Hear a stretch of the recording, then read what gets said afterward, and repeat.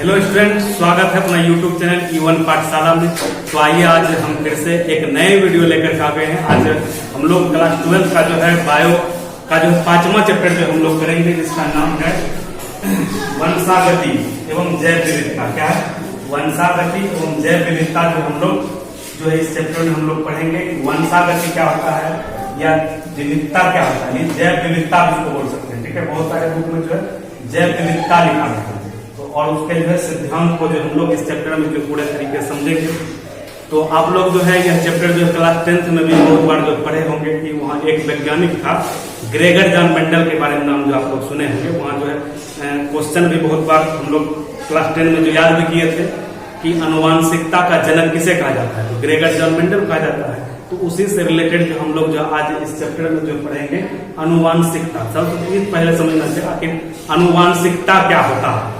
ठीक है, आनुवांशिक लक्षण। आनुवांशिक लक्षण मतलब क्या कि जब वैसा लक्षण जो एक पीढ़ी से दूसरे पीढ़ी में जो है लक्षण जो है स्थानांतरित होता है उसको बोलेंगे आनुवांशिक लक्षण। ठीक है, जब कोई भी एक दंपत्ति जो है या उसके जो है संतान जो होंगे उसका जो है कुछ न कुछ लक्षण जो उसके संतति में आता है तो उसको हम लोग क्या बोलेंगे, उस लक्षण को बोलेंगे आनुवांशिक लक्षण बोलेंगे।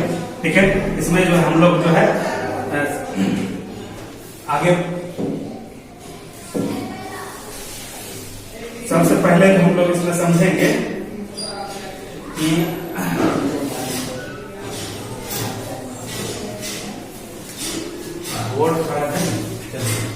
हम लोग समझे कि वंशागति क्या होता है। सबसे पहले समझेंगे वंशागति। क्या समझेंगे? वंशागति क्या होता है।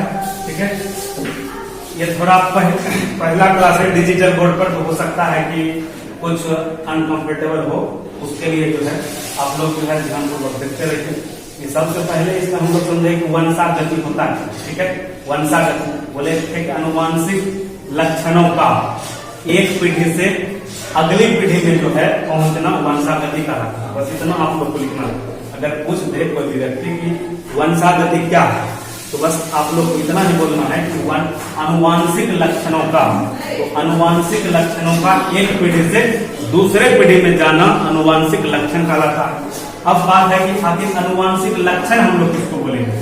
ठीक है, तो बोलेंगे वैसा लक्षण जो माता पिता से जो है उसके संतान में जो स्थानांतरित होता है उस लक्षण को हम लोग बोलेंगे आनुवांशिक लक्षण बोलेंगे। ठीक है, क्या बोलेंगे? आनुवांशिक लक्षण। अगर बाद में पूछ जाए आनुवांशिक लक्षण क्या होता है, बोलेंगे वैसा लक्षण जो यानी माता पिता से जो है उसके संतान में जो है स्थानांतरित होगा उस लक्षण को बोलेंगे आनुवांशिक लक्षण बोलेंगे।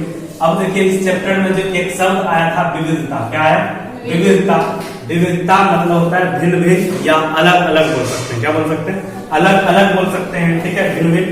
हम लोग क्लास 11th में भी विविधता के बारे में समझे थे और यहाँ पर भी हम लोग समझेंगे। ठीक है, विविधता का मतलब इस चैप्टर में जाए कि माता पिता और उनके संतानों के बीच में पाए जाने वाली अंतर को जो हम लोग क्या बोलेंगे, विविधता बोलेंगे। देखिए जितना भी यानी माता पिता है या उसका जो संतान होगा, ठीक है, वो दोनों में जो कुछ न कुछ अंतर मिलता है। अब कोई भी जो है माता पिता जो है उसका जो कोई लंबा होगा या उसका पिताजी जो भी लंबा होगा, लेकिन उसका संतान जो है थोड़ा लंबाई में कम हो जाता है। ठीक है, या उसके जो है त्वचा के रंग में परिवर्तन आ सकता है या हो सकता है उसके बाल में कुछ जो है परिवर्तन हो सकता है। ये सब जो भी अंतर जो है दिखेगा यानी उसके माता पिता के लक्षणों से संतान में, उसको जो हम लोग क्या बोल सकते हैं, उसको बोलेंगे आनुवांशिक लक्षण का जो है विविधता। ठीक है, याद रखेंगे। विविधता अगर पूछ देगा, यहाँ देखिए विविधता केवल विविधता भी पूछ सकता है या यहाँ रह सकता है आनुवांशिक विविधता। क्या रहेगा? आनुवांशिक विविधता पूछेगा तो वही चीज लिखना है माता पिता और उनके संतानों के बीच पाई जाने वाली अंतर को जो हम लोग क्या बोलेंगे, आनुवांशिक विविधता बोलेंगे। तो आशा करते आप लोग जितना समझ गए हैं।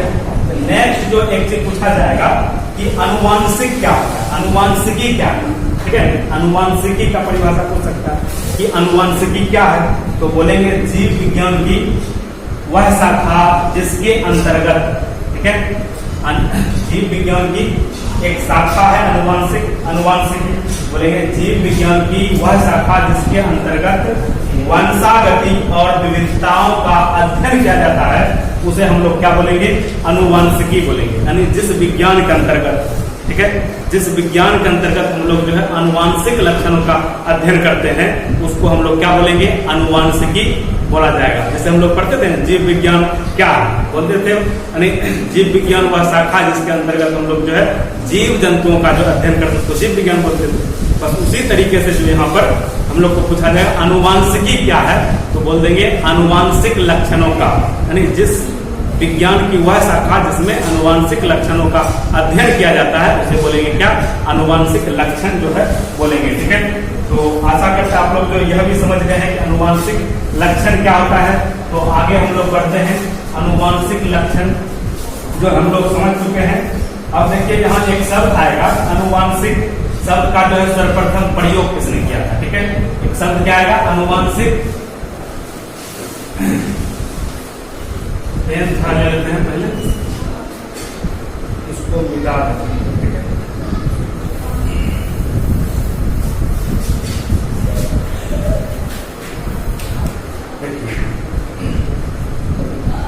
क्या अनुवांशिकी शब्द का सर्वप्रथम प्रयोग, सवाल आ जाएगा। ठीक है, ये अनुवांशिकी शब्द का जो है सर्वप्रथम प्रयोग जो है किसने किया था, डब्ल्यू बेटसन नाम का जो वैज्ञानिक था। ठीक है, कौन सा वैज्ञानिक, डब्ल्यू बेटसन नाम का एक वैज्ञानिक था। बहुत सवाल जो है ऑब्जेक्टिव सवाल जो है बन चुका है, इसलिए आप लोग इसको नोट भी करते जाएंगे कि सर्वप्रथम जो है अनुवांशिक शब्द का प्रयोग जो है किस वैज्ञानिक ने किया था, डब्ल्यू बेटसन नाम का एक वैज्ञानिक था जो कि सर्वप्रथम यानी पहली बार जो अनुवांशिकी शब्द का जो है प्रयोग किया था। और यह ऑब्जेक्टिव में जो पूछा जा सकता है, बहुत बार पूछा जाता है। और एक प्रश्न इसी पूछा जाएगा कि अनुवांशिकी का जो जनक किसे कहा जाता है। ठीक है, दो प्रश्न यहाँ बन गया, जनक पूछा जाएगा, बोलेंगे ग्रेगर जॉन मेंडल, क्या बोलेंगे, ग्रेगर जॉन मेंडल बोलेंगे।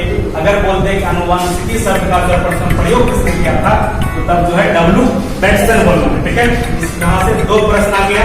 ऑब्जेक्टिव दृष्टिकोण से जो है यह लाइन जो है बहुत ही इंपॉर्टेंट है, इसलिए आप लोग जो है नोट भी करेंगे। एक हाथ को सबसे पहले हम लोग के चैप्टर के बारे में समझें कि आखिर इस चैप्टर में हम लोग को क्या क्या पढ़ना है। ठीक है, तो उसके बाद इस चैप्टर को जो पूर्ण रूप में जो स्टार्ट करने से पहले जो हम लोग कुछ शब्दावली इस जो है हम लोग पढ़ेंगे इस चैप्टर से रिलेटेड कुछ मुख्य पॉइंट। ठीक है, और उसको जानना बहुत जरूरी है, और उसको जानते हुए तब जो हम लोग जो है सही तरीके से चैप्टर को स्टार्ट भी करेंगे। ठीक है, यहाँ हम लोग पढ़ेंगे क्या, अनुवांशिकी शब्दावली के बारे में। ठीक है, पूरे इस चैप्टर में कौन ऐसा पॉइंट होगा जो जो इम्पोर्टेंट पॉइंट है, ठीक है, उसको अभी जो हम लोग सबसे पहले जो है डिक्लेयर कर लेंगे, उसके बाद जो फिर चैप्टर को जो सही तरीके से स्टार्ट करेंगे। तो आइए सबसे पहले जो है इसमें जो है अनुवांशिक शब्दावली में सबसे पहले हम लोग समझेंगे जीन के बारे में। क्या समझेंगे, जीन के बारे में। ठीक है, अब जीन मतलब वो वाला जीन नहीं समझना, भूत वाला जीन। ठीक है, हम लोग के शरीर के अंदर भी जीन होता है। ठीक है, अब देखिए क्लास 11th में आप लोग पढ़े होंगे कि या 10th में आप लोग पढ़े होंगे, जो मानव शरीर है या कोई भी जीव जंतु है वो सब का जो है शरीर जो है एक सूक्ष्म अणु से बना है जिसका नाम है कोशिका, सेल बोला जाता है। ठीक है, यानी किसी भी जीव का जो है सूक्ष्म इकाई जो माना जाता है वह है क्या, कोशिका। अब कोशिका के अंदर भी और चीज बहुत सारे चीज होता है। ठीक है, कोशिका के केंद्रक होता है, केंद्रक में होता है गुणसूत्र। क्या होगा, कोशिका के केंद्र में होगा गुणसूत्र, गुणसूत्र पर जो है होगा पाया जाएगा जीन। ठीक है, जीन के अंदर फिर पढ़ेंगे डीएनए, आरएनए। ठीक है ना, ये सब जो है आगे हम लोग करेंगे। चैप्टर नंबर 6 में जो है आरएनए और डीएनए के बारे में पूरा डिटेल्स हम लोग पढ़ेंगे, इसलिए आप लोग जो है इस क्लास में कंटिन्यू बने रहेंगे और बहुत फायदा होगा। ठीक है, इसमें जो हम लोग अभी सबसे पहले जो है जीन के बारे में समझेंगे, इसको थोड़ा जो है हम ऊपर कर लेते हैं। ठीक है, पीडीएफ को जो है ऊपर थोड़ा कर लेते हैं, उसके बाद जो फिर हम लोग समझ लेते हैं। ठीक है, सबसे पहले हम लोग क्या समझेंगे, जीन को जो है हम लोग समझने वाले ताकि जीन होता क्या है। ठीक है, जीन को हम लोग जो है सबसे पहले समझेंगे। देखिए जीन आप लोग नोट भी कर सकते हैं, इसका इंग्लिश भी जीन ही है, GEN।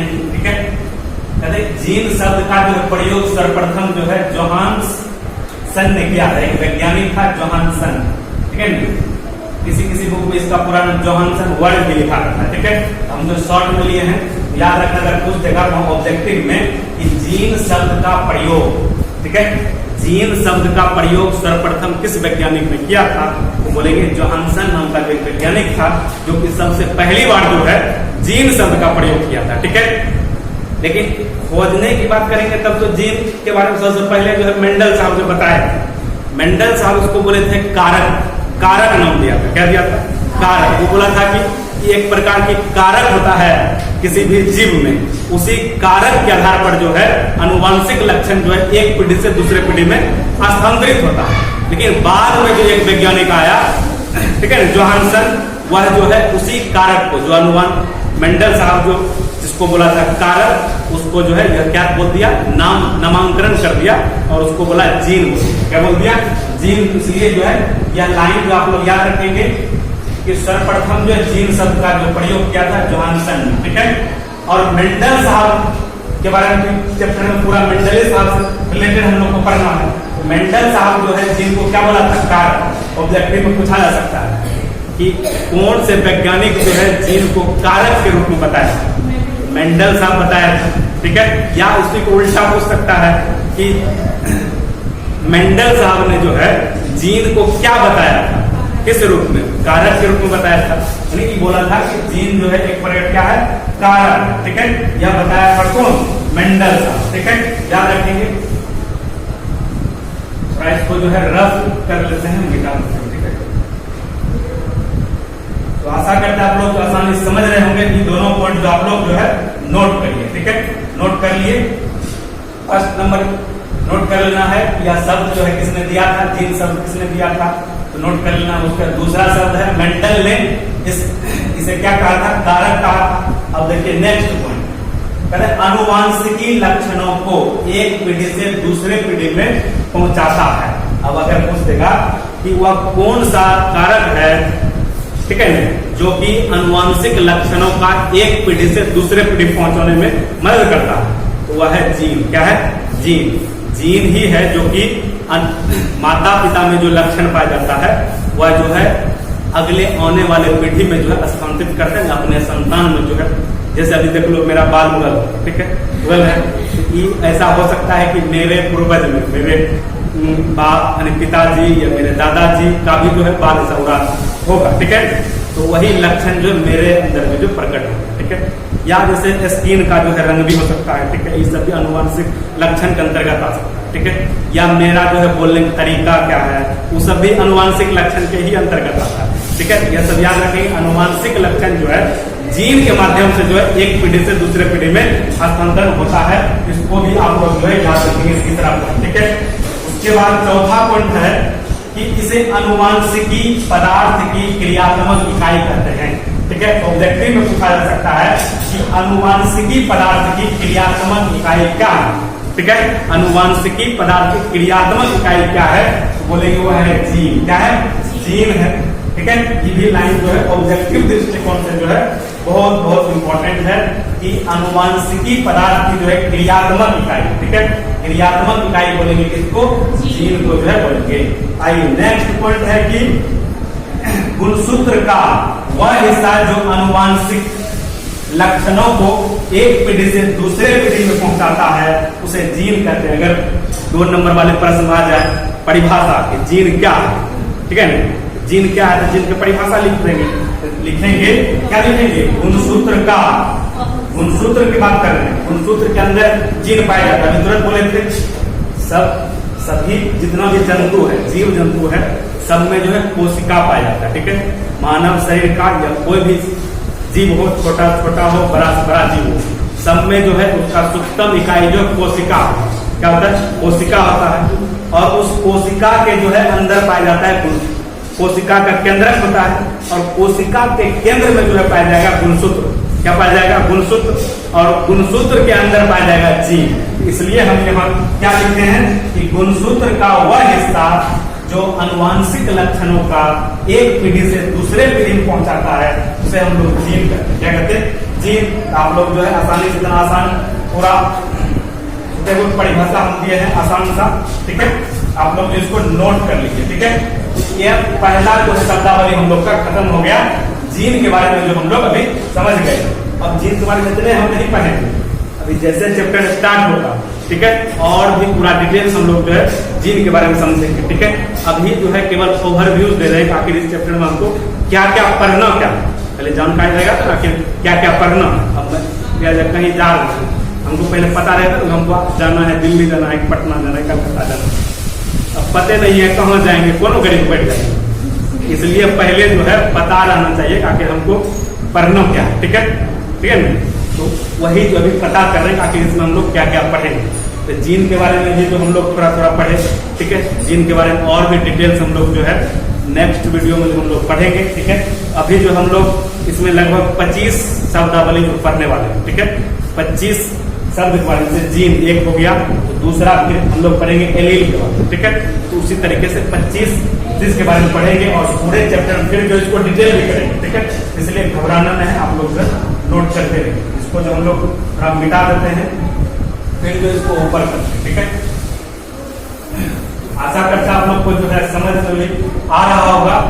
ठीक है, अगर समझ में आ रहा है तो इस वीडियो अगर जो कैमरे के उस पार के स्टूडेंट देख रहे हैं, ठीक है, उस पार का स्टूडेंट मतलब आप लोग यूट्यूब पर देख रहे होंगे, यूट्यूब पर अगर देख रहे हैं तो आप लोग अपने अधिक से अधिक दोस्तों जो है शेयर तो करिए दीजिए। ठीक है, शेयर कीजिएगा तो उसको भी मदद मिल जाएगा। ठीक है, और जो सामने बैठ के पढ़ रहे हैं वो नोट करेंगे। ठीक है, यही है। अब जो हम लोग पढ़ेंगे अगला नेक्स्ट शब्दावली क्या है, दूसरा नंबर पे हम लोग पढ़ेंगे एलील के बारे में। क्या पढ़ेंगे, एलील को समझेंगे, या एलील को जो है किसी किसी बुक में जो है युग विकल्पीय भी लिखा गया। ठीक है, इंग्लिश में हम इसको एलील ही बोलते हैं। ठीक है, यहाँ कुछ मिस्टेक से लिखा गया है, ठीक है, गलत, उसको सही कर लेंगे। ठीक है, एलील ही हम लोग पढ़ेंगे। अब एलील होता क्या है, समान जीन के, ठीक है, एकांतरणीय रूप को जो एलील या युग विकल्पी जो है कहा जाता है। क्या बोले, समान जीन, कोई भी एक समान कोई जीन, ठीक है, प्रत्येक जीन का जो है किसी भी पौधा का अगर मान लिया जाए लंबाई के गुण वाला अगर जीन की बात करें, सब लंबाई को प्रदर्शित करने के लिए अलग जीन रहा होगा। ठीक है, उसके रंग को प्रदर्शित करने के लिए अलग जीन रहा होगा। ठीक है, कोई पुष्प का अब कोई एक लक्षण लेंगे तो उसका 2 लक्षण हो जाता है, उसका फिर उपलक्षण भी होता है। ठीक है, जैसे अगर लंबाई हम बात करेंगे, कोई भी हो सकता है वो लंबा पौधा हो, शुद्ध लंबा हो या शुद्ध बौना पौधा हो। ठीक है, शुद्ध लंबा के लिए जो हम लोग जो है करते हैं कैपिटल टी, शुद्ध लंबा है क्या, शुद्ध लंबा, और जो है शुद्ध बौना के लिए हम लोग जो प्रयोग करते हैं क्या, मिट नहीं शुद्ध बौना के लिए हम लोग करते हैं स्मॉल टी। ठीक है, थोड़ा राइटिंग जो है बनेगा नहीं बोर्ड पर, डिजिटल बोर्ड आज पहला क्लास से धीरे धीरे हो जाएगा सब। ठीक है, इसलिए याद रखिए कि किसी भी एक समान जीन के लिए जो है जीन का क्या है, वह लक्षण को प्रदर्शित करता है। किसी भी एक लक्षण को प्रदर्शित करने के लिए उसका जो 2 उपलक्षण होता है, जैसे लंबाई की बात करें, कोई पादप के जो लंबाई की बात कर रहे हैं तो उसका जो है 2 उपलक्षण होगा।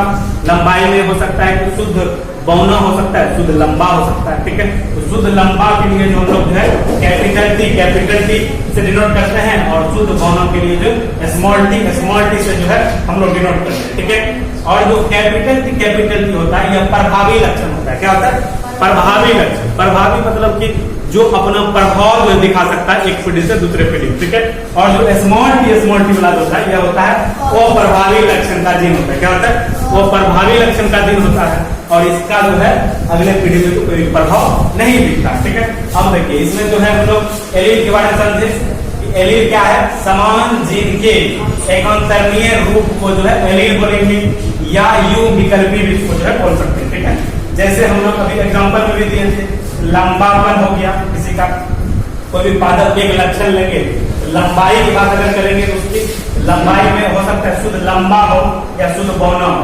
तो शुद्ध लंबा के लिए हम जो डिनोट किए थे क्या, कैपिटल टी, यहाँ पर आप लोग को लिख भी लेना ब्रैकेट में। ठीक है, शुद्ध लंबापन के लिए कैपिटल टी, और बौनापन हो गया स्मॉल टी जो है समान जीन के जो है एकांतरणीय लक्षण है। क्या है, जो शुद्ध लंबा हो गया, शुद्ध बौना हो गया, या जो समान जीन के जो है एकांतरणीय लक्षण हो गया क्या, लंबापन या बौनापन। या रंग में अगर बात करेंगे, किसी का पुष्प का जो रंग हो सकता है सफेद भी हो सकता है, गुलाबी भी हो सकता है, ठीक है। रंग में बात करेंगे तो सफेद हो सकता है, गुलाबी हो सकता है, ये क्या है, उसका एकांतरणीय जो है लक्षण गुण हो गया, ठीक है। अब देखिए एक शब्द आएगा क्या कि एलिल शब्द दिया तो एक तो वैज्ञानिक होगा, एक वैज्ञानिक था कि बैटसन नाम था, कौन वैज्ञानिक, बैटसन, ठीक है। बैटसन नाम का एक वैज्ञानिक था, वह जो 1916 ईस्वी में जो है सबसे पहली बार जो है एलिल्स के बारे में बताया था, ठीक है। अगर ऑब्जेक्टिव में भी आ सकता है, बहुत बार आया भी हुआ कि एलिल शब्द जो है सर्वप्रथम एलिल शब्द का प्रयोग जो है कब तथा किसने किया था। तो अगर कब की बात किया जाए तो 1916 ईस्वी याद रखेंगे, और कौन किया था, तो बैटसन नाम का एक वैज्ञानिक था जो कि सबसे पहली बार जो है एलिल शब्द के बारे में जो बताया था। ये था हम लोग का दूसरा शब्दावली, क्या था, दूसरा शब्दावली। अरे फर्स्ट में हम लोग जीन के बारे में समझे, फिर सेकेंड में हम लोग जो है एलिल्स के बारे में जो समझ गए। अब जो है तीसरा हम लोग जो समझेंगे, तो इसको जो थोड़ा ऊपर कर लेते हैं, ठीक है, ऊपर कर लेते हैं। और तीसरा जो हम लोग पढ़ेंगे जीन प्रारूप के बारे में, क्या पढ़ेंगे, जीन प्रारूप। आखिर जीन प्रारूप होता है, ठीक है, जीन प्रारूप को समझेंगे कि जो पेंसिल का लिखा हुआ जो है बार बार आ ही जाता है, इसको जो बार बार मिटाना, ठीक है। चलो रुक, और आज इसको मिटा देते फिर जो है समझाएंगे। अब देखिए पीडीएफ को हम आगे बढ़ा देते हैं, ठीक है, लेकिन जो बोर्ड पर जो लिखे हैं ये आगे नहीं बढ़ता है, ये जहाँ है वहीं रहता है, इसीलिए जो इसको बार बार मिटाना पड़ता है, ठीक है, मिटा। अब हम लोग जो तीसरा शब्दावली हम लोग पढ़ेंगे जीन प्रारूप, ठीक है, जीनोटाइप के बारे में पढ़ेंगे। क्या पढ़ेंगे, जीनोटाइप यानी जीन प्रारूप। अक्सर इसका जो है इंग्लिश शब्द याद करना, जीनोटाइप बहुत बार पूछा जाता है जीनोटाइप क्या होता है, ठीक है। बोलेंगे किसी जीव का आनुवांशिक संगठन जीन प्रारूप का होता है, ठीक है। जो कोई भी जीव होगा उसका जो कुछ न कुछ आनुवांशिक संगठन होता है, उसी आनुवांशिक संगठन को जो हम लोग क्या बोलते हैं, जीन प्रारूप कहते हैं। बस इतना लाइन सुना है, परिभाषा में पूछ दे कि जीन प्रारूप क्या है या जीनोटाइप क्या है, बोले किसी जीव की आनुवांशिक संगठन जीन प्रारूप कहलाता है, ठीक है। जैसे अभी बताए थे कैपिटल टी, ठीक है, शुद्ध लंबा के लिए हम लोग डिनोट किए थे, पिछले वाले स्लाइड में भी हम लोग पढ़े थे। और शुद्ध बहुनों के लिए, ठीक है, शुद्ध बहुनों के लिए हम लोग स्मॉल टी से डिनोट करते हैं। अगर ये संकर लंबा हो जाएगा, ठीक है, संकर लंबा, तो उसके लिए जो कैपिटल टी स्मॉल टी आएगा। अब देखिए संकर क्या होता है, बहुत स्टूडेंट नहीं समझे। अब देखिए जैसे कि शुद्ध, अगर लेते हैं कोई पादप जो है एक लंबा, शुद्ध लंबा है, शुद्ध लंबा को हम क्या लेंगे, कैपिटल टी लेंगे, ठीक है, और इसको क्रॉसिंग करवाएंगे किससे, शुद्ध बौना पौधा से। शुद्ध बौना पौधा के लिए जो है हो जाता है क्या, स्मॉल टी आ जाता है, ठीक है, स्मॉल टी जो हम लोग लिख लेते हैं, ठीक है, स्मॉल टी आ जाएगा। इसका जब ये हो गया जनक, क्या हो गया, जनक का जीन प्रारूप हो गया जनक, क्या हो गया, जनक जो हम लोग समझेंगे, जनक का जो है जीन प्रारूप हो गया। अब इसमें जो है गुणसूत्र की बात करेंगे आप, यानी युग्मक में गुणसूत्र कितना होता है। आप लोग जो है पिछले चैप्टर हम लोग जो है पढ़े थे कि किसी भी जीव में, ठीक है, जो गुणसूत्र पाए, जैसे मनुष्य में गुणसूत्र कितना पाया जाता है, 46 पाया जाता है, 23 जोड़ा पाया जाता है। जब युग्मक में गुणसूत्र की बात किया जाए उससे आधा पाया, ठीक है, जैसे 46 पाया जाता है तो युग्मक में 23 पाया जाता है। अब बताइए यहाँ पर जो है जोड़ा में है गुणसूत्र, तो युग्मक में कितना हो जाएगा, 1 हो जाएगा, तो उसका आधा हो जाएगा, और इसका भी जो है आधा हो जाएगा स्मॉल टी, ठीक है। जब इसको हम जो है संकरण कराएंगे कैपिटल टी और स्मॉल टी बनेगा, और यह जो है फर्स्ट यानी F1 पीढ़ी का जो है संतान हो गया। क्या हो गया, F1 पीढ़ी का संतान हो गया, F1 पीढ़ी का हो गया। जो F1 पीढ़ी का जो संतान होता है यह हो गया क्या, कैसा बना, संकर लंबा, ठीक है, संकर लंबा पादप जो है बनेगा। संकर इसलिए बोले क्योंकि देखिए दोनों का जो गुणसूत्र इसमें आ रहा है, ठीक है, यानी शुद्ध लंबा वाला का भी आ रहा है गुणसूत्र और शुद्ध बहुना वाला का भी आ रहा है, इसलिए इसको बोलेंगे संकर लंबा। और इसमें जो गुण किसका आया, लंबा वाला का गुण आया। लंबा वाला कौन है, ये लंबा वाला इसलिए आया क्योंकि यह था प्रभावी लक्षण, क्या था, ये था प्रभावी लक्षण, ये अप्रभावी लक्षण, और प्रभावी लक्षण तो अपना प्रभाव दिखाएगा। और यह प्रभावी लक्षण जो है आने वाले संतान में, संतति में जो अपना प्रभाव दिखाया, और यह हो गया शुद्ध लंबा। ठीक है, इसको जो हम लोग और भी डिटेल से जो है धीरे धीरे पढ़ेंगे, आप लोगों को घबराना नहीं है। ठीक है, हर चीज जो है समझ में आएगा। ठीक है, बस धैर्य होके जो है, धैर्य के साथ जो है इस वीडियो को जो है आप लोग जो है देखते रहिए। ठीक है, सब चीज जो है समझ में आप लोग को आएगा। ठीक है, तो समझ गए हम लोग कि जीन जो है प्रारूप क्या होता है। ठीक है, जीन प्रारूप को जो हम लोग समझ चुके हैं, क्या बोलेंगे, किसी जीव का आनुवांशिक संगठन जीन प्रारूप कहलाता है। अगर परिभाषा आ जाए 2 नंबर में कि जीन प्रारूप क्या है, बस इतना लिखना है, किसी जीव का आनुवांशिक संगठन जीन प्रारूप कहलाता है।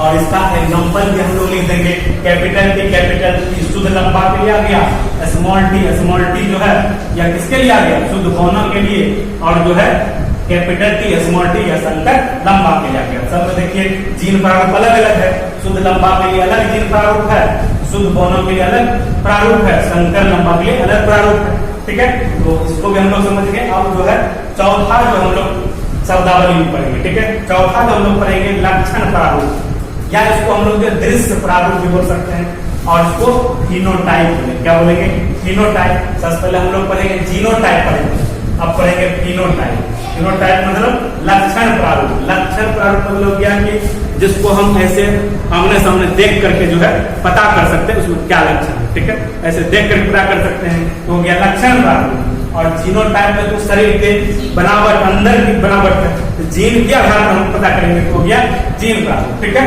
तो दृश्य प्रारूप और लक्षण प्रारूप के बारे में समझते। अगर पूछ दे लक्षण प्रारूप क्या है, तो बोलेंगे यह जीवों के लक्षणों जैसे रंग, रूप, व्यवहार तथा लिंग आदि को प्रदर्शित करता है। मतलब जिसको हम लोग जो अपने आंख से जो ऐसे उसको देख करके जो है अनुभव कर सकते हैं, पता कर सकते हैं किसी का रंग कैसा है, किसी का रूप कैसा है, किसी का गुण कैसा है, क्या किसी भी जीव का जो है लिंग क्या है, नर है कि मादा है, ये सब जो हम लोग जो है देख करके पता कर लेते हैं। इसको हम लोग बोलेंगे क्या, लक्षण प्रारूप या दृश्य प्रारूप जो बोलते हैं, जिसको इंग्लिश में हम लोग क्या बोलेंगे, फिनोटाइप बोलेंगे। ठीक है, तो फिनोटाइप टाइप क्या रखना है, यह था हम लोग का चौथा शब्दावली। ठीक है, आनुवांशिक शब्दावली। अब जो हम लोग 5वां जो है पढ़ेंगे, सब इसको जो है मिटा देंगे। ठीक है, थोड़ा मिटा देंगे। अभी फर्स्ट क्लास में थोड़ा दिक्कत होगा।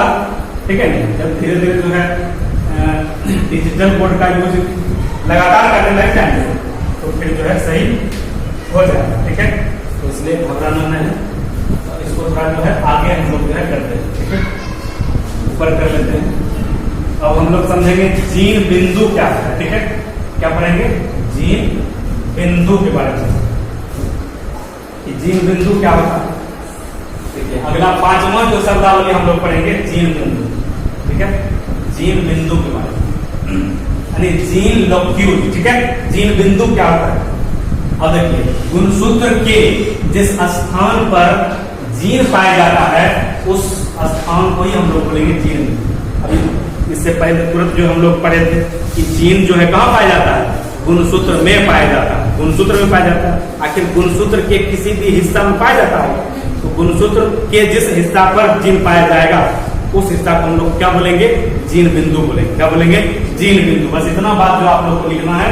अगर बोलते कि जीन बिंदु क्या है, तो बोलेंगे गुणसूत्र के जिस स्थान पर जीन पाया जाता है उसे हम लोग क्या बोलेंगे, जीन बिंदु बोलेंगे। ठीक है, याद रखेंगे। अब नेक्स्ट लाइन इसी से रिलेटेड जो है आप लोग क्या रखना, कहते हैं किसी गुणसूत्र पर जीन की वास्तविक स्थिति को जो है जीन बिंदु कहते हैं। दूसरे अथवा में आप लोग को याद करना है। ठीक है, ठीक है, एक पहला परिभाषा तो हम लोग जो बताएंगे, अथवा में जो इसको भी याद रख सकते हैं कि किसी गुणसूत्र पर जीन की वास्तविक स्थिति, मतलब वास्तविक जो है किस जगह स्थित है उस स्थिति को जो हम लोग क्या बोलते हैं, जीन बिंदु बोलते हैं। या जो है हम लोग का 5वां शब्दावली जो है खत्म हो चुका है।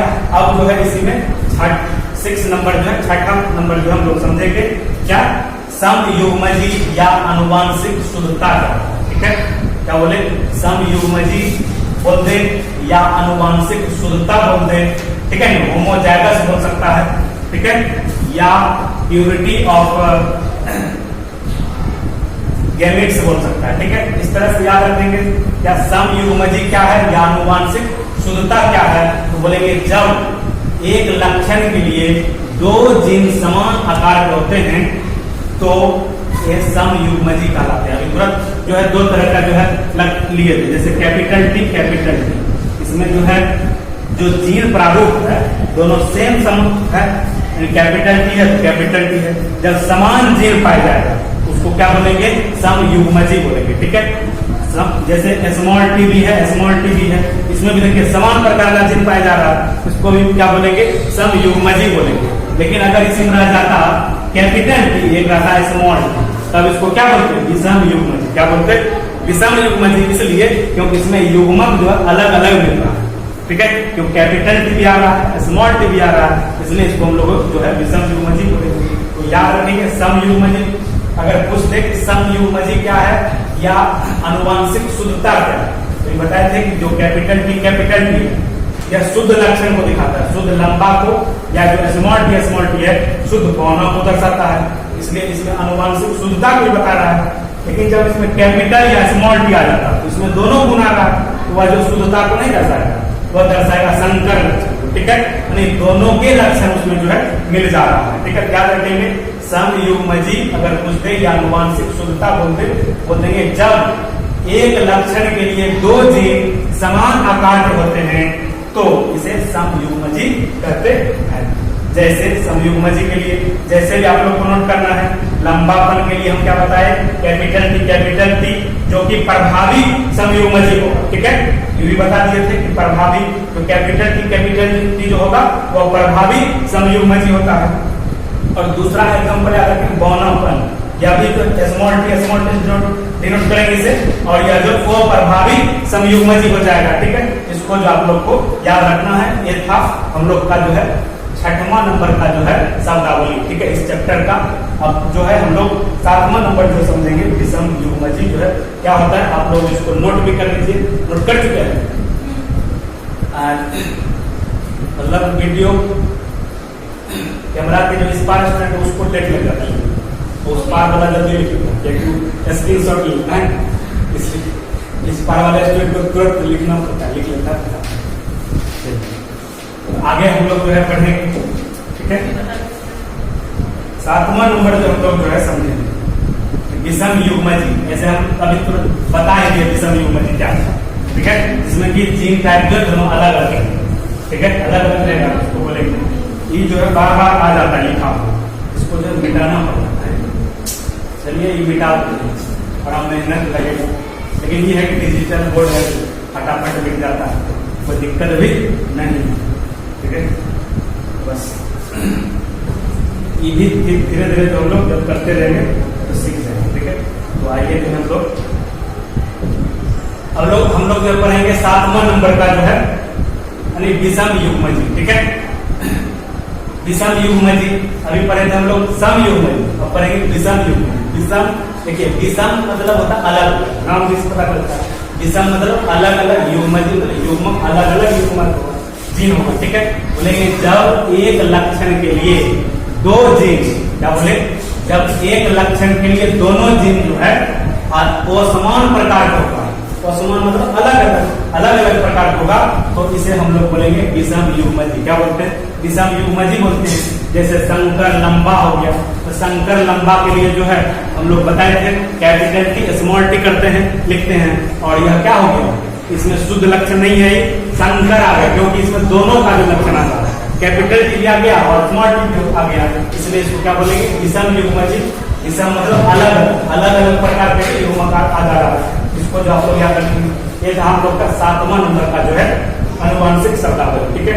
इसको जो है आप लोग फटाफट नोट कर लीजिए, समझने में कोई तरह की दिक्कत जो है ऐसे होगा नहीं, ठीक है। इस तरह से जो है सिलेबस को डिजाइन ही किया गया है कि आप लोग बस ध्यान से एक बार आपको देखना, ठीक है, बस देखते जाएंगे, सारा चीज समझ में आ जाएगा, कोई भी तरह का जो है दिक्कत जो है नहीं होगा, ठीक है। तो आप लोग इसको फटाफट जो है नोट कर लीजिए, हम तो इसको साफ भी कर देते हैं, तब तक लिख लिए हैं, लिख लिए हैं तो आगे बढ़ते हैं, ठीक है। लिख लिए हैं तो आगे बढ़ा जाए। और जो 8वां नंबर जो हम लोग समझेंगे लक्षण के बारे में। क्या समझेंगे? लक्षण क्या है? लक्षण के बारे में समझेंगे। लक्षण पेंसिल में लक्षण को समझेंगे, ठीक है। अरे किसी जीव के आकार की, ठीक है, से संबंधित विशेषताओं को जो हम लोग क्या बोलते हैं? लक्षण। क्या बोलते हैं? लक्षण। आकार की क्या बोले? किसी भी जीव के आकार की से संबंधित विशेषताओं को जो हम लोग क्या बोलते हैं? लक्षण बोलते हैं। जैसे पुष्प का रंग हो गया या बीज का आकार हो गया, ये सब क्या है? लक्षण, ठीक है। लक्षण अगर पूछ दे कि लक्षण क्या है तो बोलेंगे बस किसी जीव के आकारकी से संबंधित विशेषताओं को जो है लक्षण कहते हैं। जैसे पुष्प का रंग और बीज का आकार या जो है लक्षण को प्रदर्शित करना, ठीक है। यह भी तो आप लोग समझ गए हैं। 8 नंबर का आप लोग फटाफट उसको नोट भी जो है कर लीजिए, ठीक है। फिर जो हम लोग जो है 9 नंबर का जो है हम लोग शब्दावली को समझेंगे, ठीक है। 9 नंबर में जो है विशेषक, ठीक है। विशेषक मतलब हो गया कि जो लक्षण या इसको हम लोग उपलक्षण बोल सकते हैं। विशेषक क्या बोल सकते हैं? उपलक्षण। उपलक्षण बोल सकते हैं, ठीक है। क्या बोल सकते हैं? उपलक्षण बोल सकते हैं। किसी भी एक लक्षण के लिए जो है 2 उपलक्षण होता है, ठीक है, उस जिसको हम लोग विशेषक। जैसे हम लंबापन की बात किए थे, किसी भी पौधे की लंबाई की बात किए थे, लंबाई हो गया उसका लक्षण। अब लंबाई में भी हो गया शुद्ध लंबा और शुद्ध गौण, ये हो गया उसका उपलक्षण हो गया, ठीक है। उपलक्षण को जो हम लोग क्या बोलेंगे? विशेषक बोलेंगे। बस यही नोट करना। अगर पूछ दे कि विशेषक क्या है, बोलेंगे किसी लक्षण के 2 भिन्न उपलक्षणों को विशेषण विशेषक कहते हैं। अब यहाँ विशेषण में समझना, व्याकरण में विशेषक, ठीक है, जो कि विशेषक है, वहां भी विशेषक हम लोग पढ़ते हैं, जो कि विशेषण की भी विशेषता बता, ठीक है। वो अलग चीज है। हम लोग यहाँ बायो पर हैं तो बायो आधार पर चलेंगे, इसलिए जो है बायो आधार पर लिख लेना। इसको आप लोग नोट भी कर लिए हो, इसको फटाफट आप लोग नोट कर लेंगे, ठीक है। फिर जो हम लोग जो है और इसका एग्जाम्पल आप लोग को लिखना, ठीक है। एग्जाम्पल में बता दिए, जैसे पौधे ऊंचाई में देखिए, ऊंचाई की बात करेंगे लंबापन एक लक्षण हो गया, एक हो गया गौणम। ये दोनों इसका क्या है? उपलक्षण बन सकते हैं या इसको जो है विशेषक, ठीक है। इसको भी आप लोग जो है नोट कर लीजिए, ठीक है, सही रहेगा। एग्जाम्पल भी नोट कर लीजिए। या रंग के आधार पर बात किया जाए, ठीक है, उसके रंग की अगर बात किया जाए तो बैंगनी रंग हो सकता है या सफेद हो सकता है। ये दोनों भी क्या है? इसका विशेषक है, उपलक्षण बोल सकते हैं, ठीक है। या भी आप लोग नोट कर सकते हैं कि पुष्प के रंग की बात करेंगे तो रंग एक क्या हो गया? पुष्प के रंग हो गया इसका लक्षण, ठीक है। पुष्प का रंग क्या हो गया? लक्षण। अब इस रंग में भी जो है बैंगनी रंग हो सकता है या सफेद रंग हो सकता है। ये दोनों जिसका उपलक्षण हो जाएगा और उपलक्षण को हम लोग विशेषक जो है बोलते हैं। तो अब हम लोग जो है 10 नंबर का जो हम लोग समझेंगे, 10 नंबर में जो है का शब्दावली हम लोग समझेंगे। आप लोग इसको लिख लिए हैं तो आगे हम लोग पढ़ते हैं 10 नंबर में। 10 नंबर में जो हम लोग आइए 10 नंबर में जो हम लोग समझेंगे युग्मक। क्या पढ़ेंगे? युग्मक। युग्मक यानी देखिए, युग्मक आप लोग पढ़े होंगे, एक होता है नर युग्मक, मादा युग्मक, ठीक है। और युग्मक क्या होता है? एक क्या होता है? परिपक्व जनन कोशिका, एक प्रकार की कोशिका, परिपक्व जनन कोशिका। जनन कोशिका मतलब जो जनन के माध्यम से जो है अपने समान जो है, यानी जिस जीव का वर्ग होगा युग्मक, उसके समान जो है नए जीव का जो निर्माण करने का में जो वह सक्षम होगा, उसको हम लोग बोलेंगे युग्मक। क्या बोलेंगे? युग्मक बोलेंगे। याद रखेंगे, अगर पूछ दे कि युग्मक क्या है, ठीक है, यह एक परिपक्व जनन कोशिका क्या है? जनन कोशिका है जो संलयन करके नए जीव का जो है निर्माण करते हैं। संलयन करके, संलयन को हम लोग निषेचित भी बोल सकते हैं या निषेचन बोल सकते हैं। और हम लोग जो है पिछले चैप्टर में हम लोग पढ़े, चैप्टर नंबर 1 में भी पढ़े, चैप्टर 2 में भी पढ़े, 3 में भी निषेचन क्या होता है, ठीक है, यानी नर युग्मक और मादा युग्मक के संलयन को जो लोग निषेचन बोलते हैं, ठीक है, याद रखेंगे।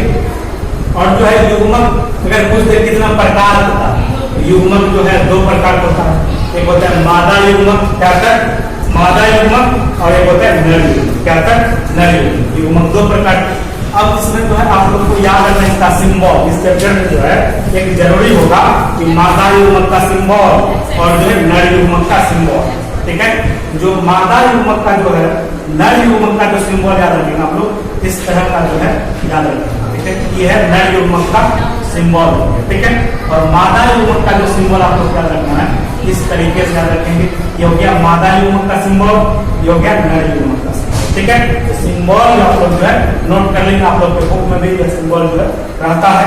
और जब हम लोग क्रॉसिंग के बारे में जब पढ़ेंगे हाइब्रिडाइजेशन को, तब उसमें जो इसका जो है काम आएगा, ठीक है। तो इसके बाद जो है संकरण ही है। आज हम लोग जो है 10 तक ही हम लोग रखेंगे, ठीक है। नेक्स्ट वीडियो में आप लोग से जो थोड़ा वीडियो बहुत लंबा हो जा रहा है और अगले टीचर जो है बैठे हुए हैं नेक्स्ट क्लास के लिए, तो उसके लिए भी जो है टाइम हो जाता है, इसलिए इस क्लास को हम लोग यही रखेंगे। वीडियो अच्छा लगा हो तो आप अपने अधिक से अधिक दोस्तों के पास जो है इस वीडियो को शेयर भी कर दीजिए। और इसी तरीके से जो है लगातार क्लास जो है जारी रहेगा। और जो भी स्टूडेंट हैं आपके दोस्त, चाहे दूर का दोस्त हो, नजदीक का दोस्त हो, या आप लोग जो भी सोशल मीडिया का यूज कर रहे हैं, व्हाट्सएप, फेसबुक, जो भी, हर जगह इस वीडियो को जो है शेयर कर दीजिए ताकि सब स्टूडेंट को फायदा मिल सके, ठीक है।